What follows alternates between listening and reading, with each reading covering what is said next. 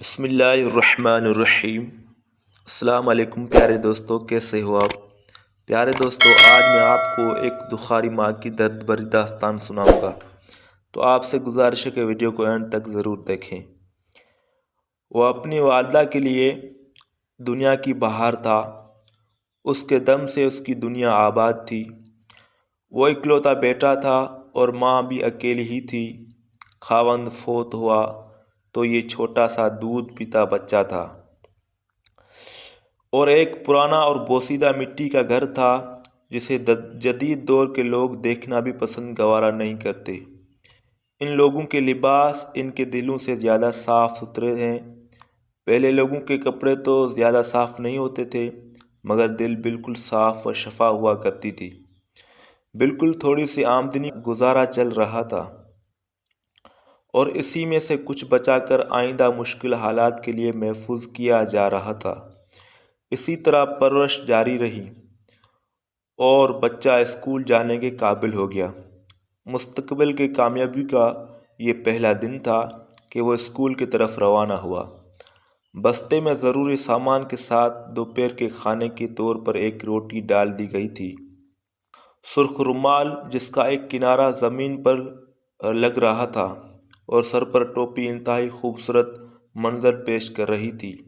ماں اپنے بیٹے کو اس حال میں دیکھ کر دل ہی دل میں خوش ہو رہی تھی، اور خوشی کے آنسو ٹپک رہے تھے۔ وہ روزانہ صبح کے وقت اسے اسکول چھوڑنے کے لیے جاتی، اور پھر دوپہر سخت گرمی میں اسے لینے کے لیے جاتی۔ بڑے ہی پیار سے رخساروں کو بوسہ دیتی اور اس کا بیگ خود اٹھائے اسے گھر لے کر آتی۔ یہ سلسلہ جاری رہا، یہاں تک کہ اس نے پرائمری کا امتحان اچھے نمبروں میں پاس کر کے انعام وصول کیا۔ یہ خبر والدہ کے لیے بڑی ہی پرمسرت تھی۔ وہ خوشی سے ہر ملنے والے کو بتا رہی تھی۔ تعلیم کا یہ دور جاری رہا، اور یہی بچہ جوان ہو کر یونیورسٹی کا طالب علم بنا اور سند فراغت حاصل کر کے بیرون ملک اعلیٰ تعلیم کے لیے روانہ ہونے کی تیاری میں مشغول ہو گیا۔ دونوں ماں بیٹا ابھی تک اپنے اس پرانے گھر میں رہ رہے تھے۔ یہ مرحلہ والدہ کے لیے ایک اعتبار سے باعث مسرت تھا، جبکہ دوسری اعتبار سے پریشان کن تھا۔ اس کا جگر گوشہ اسے جدا ہو جائے گا۔ سارے معاملات پائے تکمیل کو پہنچ چکے تھے۔ وہ گاڑی میں بیٹھ کر روانہ ہوا۔ جوں ہی اس نے گاڑی کا دروازہ بند کیا اور گاڑی روانہ ہوئی جو اسے ایئرپورٹ تک پہنچانے والی تھی، تو ماں بیٹے کی جدائی میں زاروں قطار رو رہی تھی۔ قریب تھا کہ شدت سے اس کا کلیجہ پھٹ جائے۔ تعلیم کا دورانیہ 6 سال کا تھا۔ اس دوران سوائے خط کتابت کے رابطے کا کوئی اور ذریعہ نہیں تھا۔ وہ بھی بیچاری ہمسایوں سے لکھوایا کرتی تھی۔ یہ بیچاری اس کی تصویر کو دیکھتی، چومتی، سینے سے لگاتی اور روتے روتے نیند آ جاتی تھی، اس امید پر کہ خواب میں ہی شاید بیٹے سے ملاقات ہو جائے۔ اسی طرح یہ کئی سالوں پر محیط سفر جاری رہا، اور اس سب معاملے میں اللہ تعالیٰ کی مدد ہی حال ہی شامل تھی۔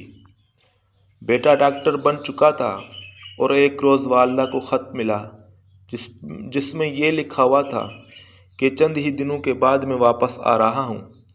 یہ خبر سنتے ہی ماں کے دل میں خوشی کی لہر دوڑ گئی۔ وہ خوشی سے پھولے نہیں سما رہی تھی، اللہ سے اپنی زندگی کی دعائیں کر رہی تھی کہ اللہ مجھے اپنے بیٹے کا عروج دیکھنا نصیب فرما۔ اس خوشی میں کہ اس کا بیٹا باہر سے ڈاکٹر بن کر آ رہا ہے، اس کی آنکھوں سے نیند کوسوں دور چلی گئی۔ ایک دن نیند غالب آ گئی اور وہ سو گئی۔ اسی دوران میں اچانک گھر کا دروازہ کھلا اور ایک 30 سالہ نوجوان دونوں ہاتھوں میں 2 بڑے بڑے بیگ تھامے آ رہا تھا، اور جسم پر ایسا لباس تھا جو جدید ماحول سے تعلق رکھنے والا تھا، اور پاؤں میں بڑا ہی خوبصورت اور چمکدار جوتا پہنے ہوئے تھا۔ ماں دیکھتے ہی اپنے بیٹے سے چمٹ گئی۔ عرصہ دراز کے بعد جب بیٹے کو دیکھا تو اپنے جذبات پر قابو نہ پا سکی اور ملتے ہی رونے لگی، اور رونے کی آواز کچھ اس قدر بلند تھی کہ گھر کے صحن میں موجود لوگ جو ڈاکٹر بن کر آنے والے اس نوجوان کو خوش آمدید کہنے آئے تھے پریشان ہو گئے۔ کچھ عرصے کے بعد اس نے ایک شایان شان مکان خریدا اور یہ پرانا مکان سستے داموں میں فروخت کر دیا۔ اس کے پرانے گھر کی طرف بالکل کوئی رغبت نہیں تھی۔ یہ منظر والدہ کے لیے بڑا ہی پریشان کن تھا، اس لیے کہ اس نے یہاں عمر گزاری تھی اور آس پاس بہترین قسم کے ہمسائے جو بڑے اچھے اور خیر خواہ تھے۔ یہ مکان چھوڑنا اس کے لیے ایسا ہی تھا گویا اس کے جگر کو کاٹ کر الگ کیا جا رہا ہے، مگر اللہ تعالیٰ کی رضا کے بعد اپنے بیٹے کو راضی کرنے کے لیے وہ سب کچھ برداشت کر رہی تھی۔ ایک دن ایک نہایت ہی خوبصورت، دیندار، پاک دامن اور انتہائی فرمانبردار لڑکی کا رشتہ آیا، مگر وہ یہ صورتحال دیکھ کر ہنسنے لگا اور ہاتھ پر ہاتھ مار کر کہنے لگا کہ ابھی شادی کا وقت نہیں آیا ہے۔ آخر وہ وقت ہی ایک دن آ ہی گیا جب اس نے اپنے معیار کی ایک عورت سے شادی کر لی۔ وہ لڑکی حسین و جمیل ہونے کے ساتھ ساتھ بڑی متکبر تھی، جو اس کے والدہ کو باتوں اور لباس اور حالت سے نفرت کرتی تھی۔ اسی بوڑھی اور قدیم عورت جو حالات کی ماری ہوئی تھی، سمجھ کر اس کی کوئی عزت توقیر نہیں کرتی تھی، اس کے باوجود ماں نے صبر اور شکر کا مظاہرہ کیا اور اپنے بیٹے کو اس کی خبر تک نہیں ہونے دی تاکہ اس کے معاملات متاثر نہ ہو۔ اس کی بیوی والدہ کو روزانہ نئے نئے عذابوں اور پریشانی میں مبتلا کرتی تھی۔ جب وہ گھر آتا تو والدہ کو الگ ایک کمرے میں کر دیتی اور سارے دن کی باتیں اسے بتاتی۔ دن بدن اس کا رویہ ماں کے ساتھ سخت ہوتا جا رہا تھا۔ بیٹا جب بھی ماں سے اپنے بیوی کے متعلق سوال کرتا تو وہ اس کی بڑی تعریفیں کرتی کہ وہ بہت اچھی ہے، حالانکہ یہ بڑی تعجب کی بات ہے کہ بیوی کا رویہ بالکل اچھا نہیں تھا۔ ایک روز ماں گھر کے صحن میں اس کی بیوی کے کپڑے دھو رہی تھی اور بیوی اپنے طویل بال کھولے ہوئے ناگن کی طرح پاس کھڑی تھی۔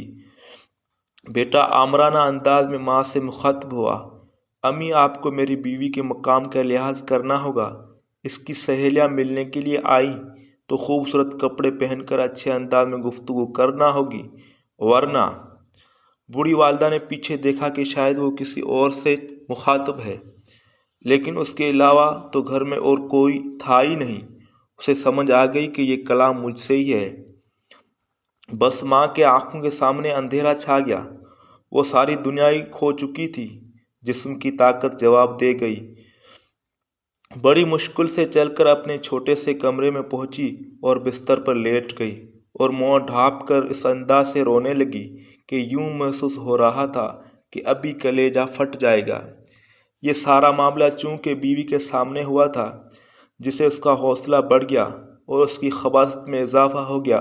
وہ دلیر ہو کر کہنے لگی، آپ تو ہمارے ہر کام میں دخل اندازی کرتی ہیں، یہ پرانا طریقہ ہم سے برداشت نہیں ہوتا۔ نہ ہم آپ کے ساتھ رہ سکتی ہیں اور نہ آپ کا ہمارے ساتھ گزارا ممکن ہے۔ یہ بات سنتے ہی والدہ نے اپنا کپڑوں والا بیگ اٹھایا اور محل سے نکل پڑی۔ محل کے دروازے کے سامنے کھڑی ہو کر اسے دیکھ رہی تھی اور آنکھوں سے زار و قطار آنسو جاری تھے۔ ماں آخر ماں ہوتی ہے۔ اتنے برے سلوک کے باوجود بھی اس کے زبان پہ یہ الفاظ تھے، بیٹا اللہ آپ پر رحم فرمائے، اللہ کی قسم میں تو ہر وقت ہر حال میں تم دونوں کی خیر و بھلائی سوچتی رہی، میں نے تو تمہیں کبھی کوئی تکلیف نہیں دی۔ اس نے آہ بھری اور نامعلوم مقام کی طرف چل دیے۔ ماں کے گھر سے جانے کے بعد بیٹے کا مردہ ضمیر میں کچھ زندگی کے آثار نمودار ہوئے۔ اس نے ماں کی تلاش میں نکلنے کا ارادہ کیا ہی تھا کہ نرم و نازک، حسین و جمیل بیوی آڑے آ گئی اور وہ اس کے سامنے بے بس ہو کر بیٹھ گیا۔ کئی ماہ گزر چکے تھے۔ ماں مسلسل اپنے بیٹے کے متعلق پڑوسیوں سے دریافت کرتی کہ میرے بیٹے کا کیا حال ہے، اس سے اللہ تعالیٰ نے کوئی اولاد دی ہے؟ یہ بیچاری لوگوں کے گھروں میں دھکے کھاتی ہوئی وقت گزار رہی تھی۔ چند دن ایک گھر پر، دوسرے اور پھر تیسرے گھر چلے جاتی اور لوگوں کے صدقات و خیرات پر گزارا کر رہی تھی۔ یہ صورتحال اس کے لیے بڑی تکلیف دہ تھی، مگر کیا کرتی، اس کے علاوہ کوئی چارہ بھی تو نہ تھا۔ بیٹا اچانک بیمار ہوا، اسپتال میں داخل تھا کہ ماں کو کسی طریقے سے خبر ہو گئی۔ وہ اپنے بیٹے کی عیادت اور ملاقات کے لیے اسپتال آئی تو بیوی جو ماں کے گھر سے نکالنے کا سبب بنی، دروازے کے سامنے کھڑی تھی۔ اسے دیکھ کر بفر گئی اور ڈاکٹروں اور دیگر مریضوں سے کہنے لگی، یہ خاتون تو دیوانی ہے، طبی حالات سے بڑا ڈرتی ہے، اسے یہاں سے نکال دیا جائے۔ جبکہ وہ بیچاری پکار پکار کر کہہ رہی تھی کہ میں اپنے بیٹے اور جگر کے ٹکڑے کو ملنا چاہتی ہوں، مجھے بیٹے کے زیارت سے محروم نہ کیا جائے۔ دوسری طرف اس کے بیٹے کو بالکل بے خبر رکھا گیا۔ علاج معالجے پر بہت سی رقم خرچ ہو چکی تھی۔ نوبت یہاں تک پہنچ چکی تھی کہ گھر کا بہت سامان بھی فروخت ہو چکا تھا۔ یہ ناگن ایک دن بہت سے مطالبات لے کر خاوند کے سامنے آئی، مگر جب اس سے مطالبات پورے ہوئے نظر نہ آئے تو یہ غصے میں بولنے لگی، میں نے بڑا صبر کیا ہے، تجھ سے اور تیری والدہ سے بڑی تکلیفیں برداشت کی ہیں، اب تو میرا صبر کا پیمانہ لبریز ہو چکا ہے، آپ جیسے فقیر کے ساتھ میں نہیں رہ سکتی، مجھے طلاق دو، مجھے طلاق چاہیے، مجھے طلاق چاہیے۔ یہ آواز اس کے لیے بڑی حیران کن اور تکلیف دہ تھی۔ وہ ایسے محسوس کر رہا تھا کہ وہ صحرا میں بے یار و مددگار پڑا ہے۔ آخر اسے طلاق دینا ہی پڑی۔ اب وہ اپنے والدہ کی تلاش میں نکل پڑا۔ اس کی پرانی یادداشت تازہ ہو چکی تھی۔ ایک ایک دروازے پر دستک دے کر پوچھتا، میری امی یہاں ہے؟ گویا اس نے ہر قسم کے رفاہی ادارے اور اسپتال چھان مارے، مگر والدہ کو تلاش کرنے میں ناکام ہوا، اور یہ بات سوچنے پر مجبور ہو گیا کہ اب وہ فوت ہو چکی ہے۔ لیکن اللہ تعالیٰ کو کچھ اور ہی منظور تھا۔ ایک دن واپسی پر ایک مسجد میں مغرب کی نماز پڑھنے کے لیے جا رہا تھا کہ اچانک اس نے ایسا منظر دیکھا جسے بڑے بڑے ملحد اور گناہ گار توبہ کرنے پر مجبور ہو جائیں، جسے دل دہل جائیں اور آنسو کی لڑی بہنے لگی۔ یہ کیسا منظر ہو سکتا ہے؟ یہ اس کی والدہ تھی جو مسجد کے پاس فٹ پاتھ پر ہاتھ پھیلائے بھیک مانگ رہی تھی۔